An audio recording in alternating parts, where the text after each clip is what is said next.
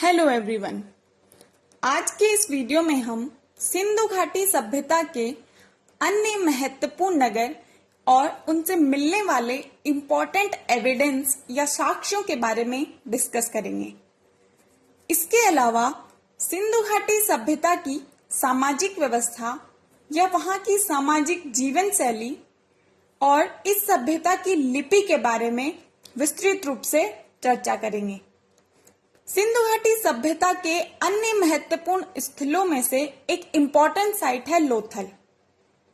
लोथल गुजरात के अहमदाबाद जिले या काठियावाड़ क्षेत्र में भोगवा नदी के किनारे स्थित है। इस स्थल की खोज 1957 में रंगनाथ राव ने की थी। लोथल का शाब्दिक अर्थ है मुर्दों का नगर या शहर। लोथल एक आयताकार बस्ती थी। सिंधु घाटी सभ्यता का यह एकमात्र ऐसा स्थल है जहां से हमें गोदीवाड़ा या डॉकयार्ड के साक्ष्य मिलते हैं। यह स्थल एक बंदरगाह नगर था। यहां से हमें वृत्ताकार तथा चौकोर अग्नि वेदिकाओं या हवन कुंड के साक्ष्य मिलते हैं। लोथल से हमें फारस की मोहर मिली है तथा मिस्र की ममी के साक्ष्य भी मिलते हैं जो हड़प्पाई शहरों के अन्य सभ्यताओं से संबंधों को दर्शाते हैं। लोथल से हमें मनके बनाने का कारखाना भी मिला है तथा इस स्थल से हमें भूकंप और युगल शवाधान के साक्ष्य भी मिलते हैं। लोथल से एक मृतभांड मिला है जिस पर चालाक लोमड़ी की कहानी चित्रित है। इसे पंचतंत्र की कहानियों के साथ भी जोड़ा गया है। लोथल की मुहरों और बर्तनों पर बतख का चित्रण सर्वाधिक है।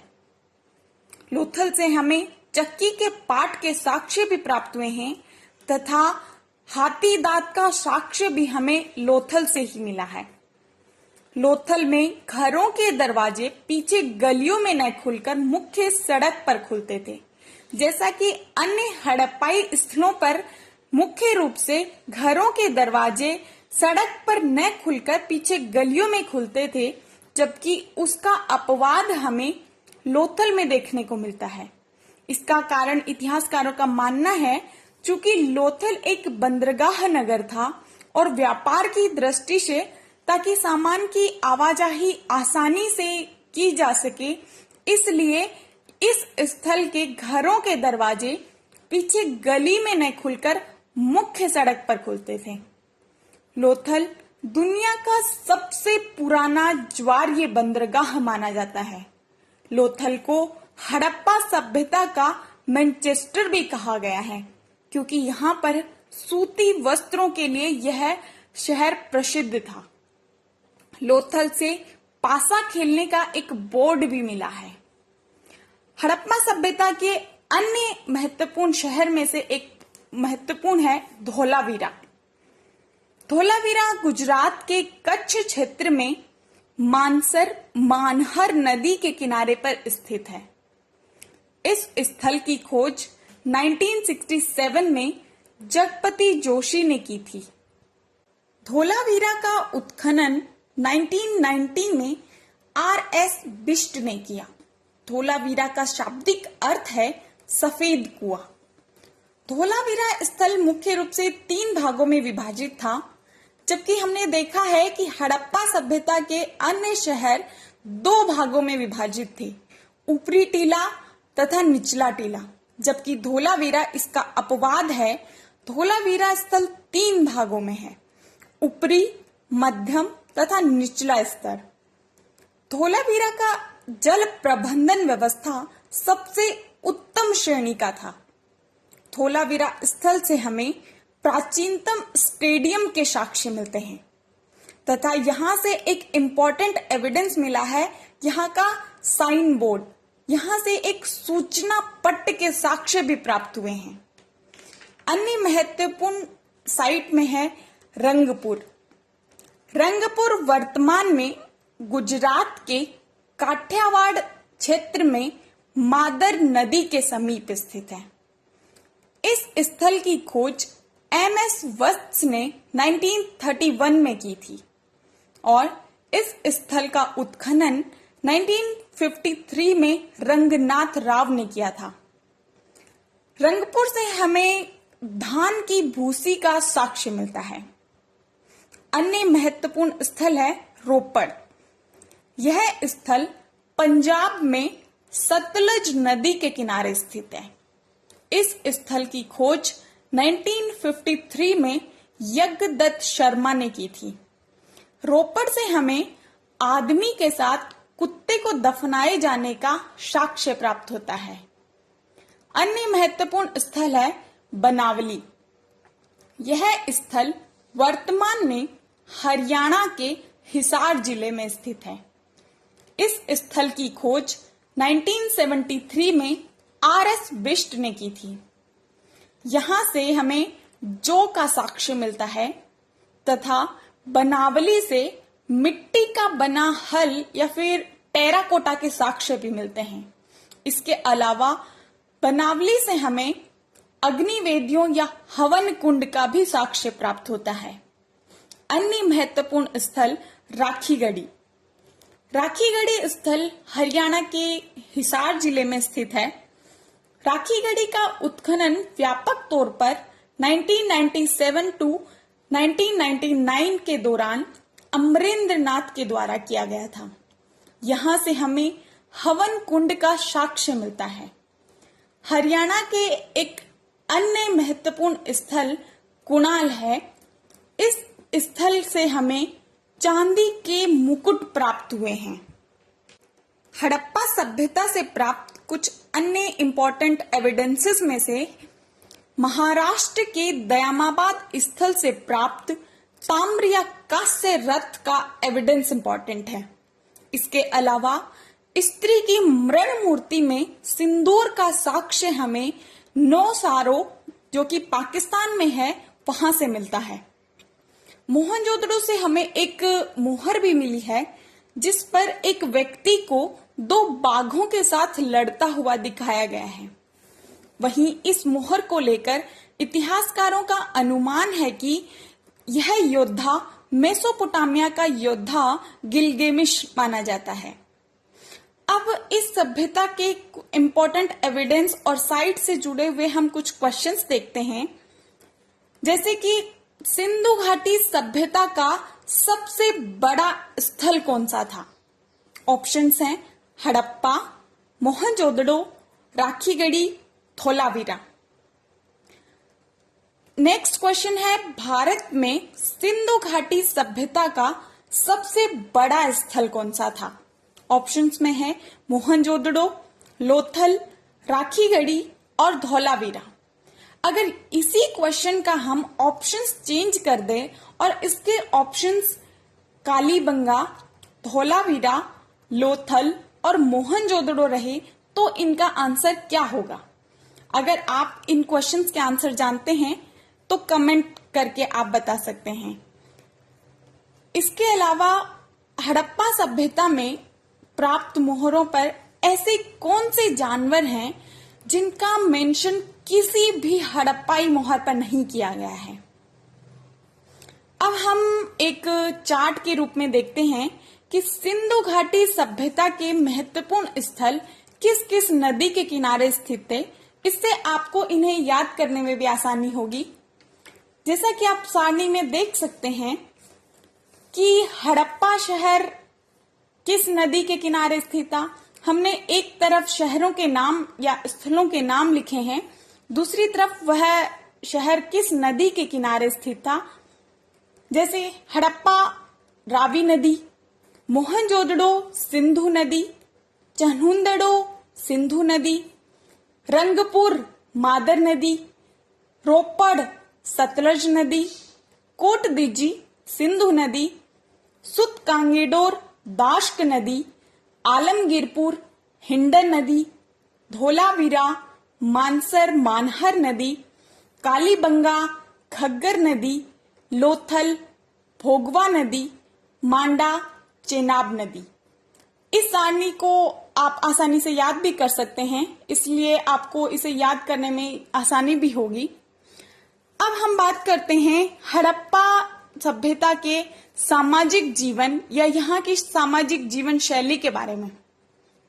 सिंधु घाटी सभ्यता के लोग शांतिवादी और समष्टिवादी दृष्टिकोण के, मतलब समूह में रहने वाले लोग थे।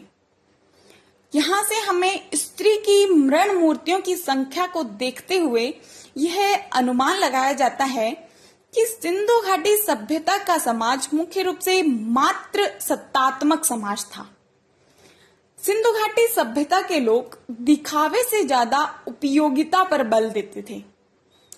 यहाँ से मुख्य रूप से 4 प्रजातियों के लोग रहते थे।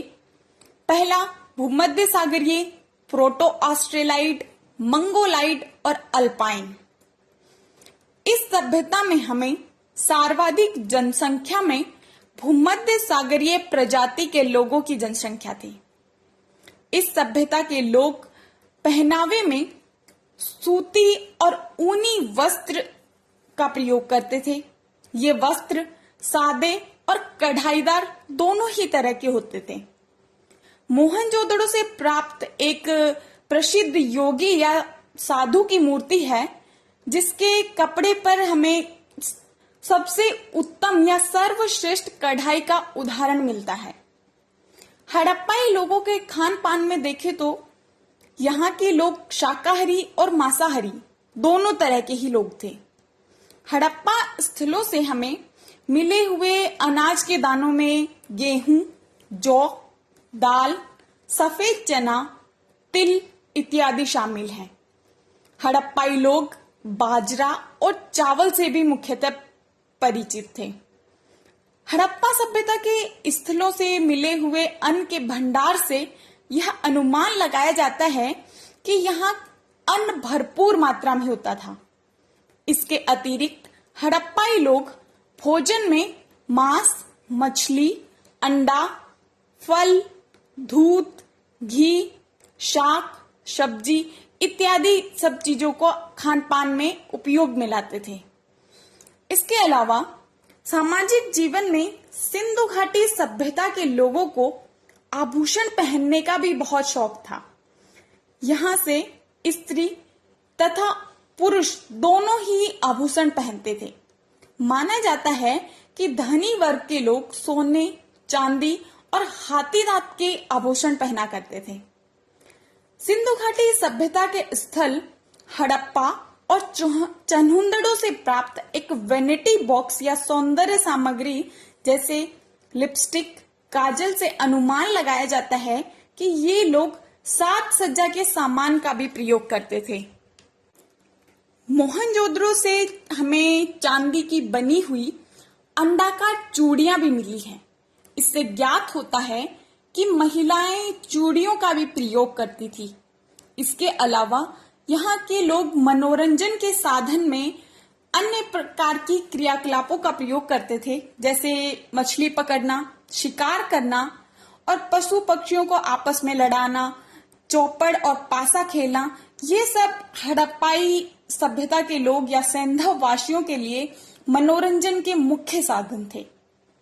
इसके अलावा हम देखते हैं कि खुदाई में मिले हुए अनेक खिलौने से यह अनुमान लगाया जाता है कि बच्चों के मनोरंजन के लिए भी इसी प्रकार के छोटे छोटे खिलौनों का प्रयोग किया जाता रहा होगा।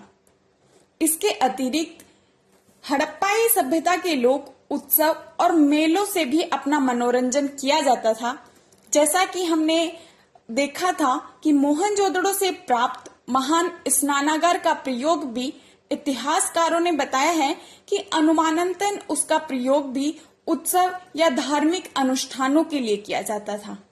इस प्रकार के क्रियाकलाप मोहनजोदड़ो और अन्य हड़प्पाई स्थलों के लोग अपने मनोरंजन के लिए करते थे। अब हम सिंधु घाटी सभ्यता की लिपि के बारे में पढ़ते हैं। सिंधु घाटी सभ्यता के लोगों को लेखन शैली अथवा लिपि का ज्ञान प्राप्त था। खुदाई से प्राप्त मोहरें इसका प्रमाण है कि यहाँ के लोगों को लेखन शैली और लिपि का ज्ञान था। सर्वप्रथम 1853 में सिंधु लिपि का साक्ष्य प्राप्त हुआ था, जबकि 1923 ईस्वी तक इस लिपि के बारे में पूरी जानकारी मिल चुकी थी, लेकिन फिर भी अब तक इस लिपि को पढ़ा नहीं गया है। कुछ इतिहासकारों ने इस लिपि के बारे में अपने मत दिए हैं, जैसे इतिहासकार फादर हैरास और टीएस बैरो के अनुसार उन्होंने इस लिपि को द्रविड़ लिपि माना है। वहीं रामचंद्रन और एस.आर. राव ने इसे संस्कृति लिपि के रूप में मानते हैं। अन्य इतिहासकार हंटर और लेट्टन इसे ब्राह्मी लिपि मानते हैं। इस प्रकार सभी इतिहासकार हड़प्पाई लिपि के बारे में अपने अलग अलग मत प्रस्तुत करते हैं। मुख्य रूप से हड़प्पाई लिपि भाव चित्रात्मक या भाव चित्राक्षर लिपि है। इसे हम पिक्टोग्राफी लिपि भी कह सकते हैं। इसमें लगभग 64 मूल चिन्ह हैं और 250 से 400 तक इसके अक्षर हैं, जो कि सेलखड़ी की मोहरों और इत्यादि अन्य साक्ष्यों पर प्राप्त हुए हैं। इतिहासकार इस लेखन पद्धति को ब्रुस्टोफेडन लिपि भी कहते हैं, क्योंकि इस लिपि को लिखने के लिए दाएं से बाएं तथा पुनः बाएं से दाएं लिखा जाता था। इसलिए इसे गोमूत्री शैली की लिपि भी कहा जाता है। इस प्रकार हड़प्पाई लोगों को लेखन शैली का ज्ञान था, लेकिन आज तक हड़प्पाई लिपि को पढ़ा नहीं जा सका है। इसके आगे के वीडियो में हम सिंधु घाटी सभ्यता की आर्थिक व्यवस्था, मापतोल प्रणाली, व्यापार वाणिज्य, वहां के शिल्प कला, उद्योग, धार्मिक कर्मकांड या धार्मिक विश्वास और अंततः इस सभ्यता के पतन के बारे में बात करेंगे। Thank you.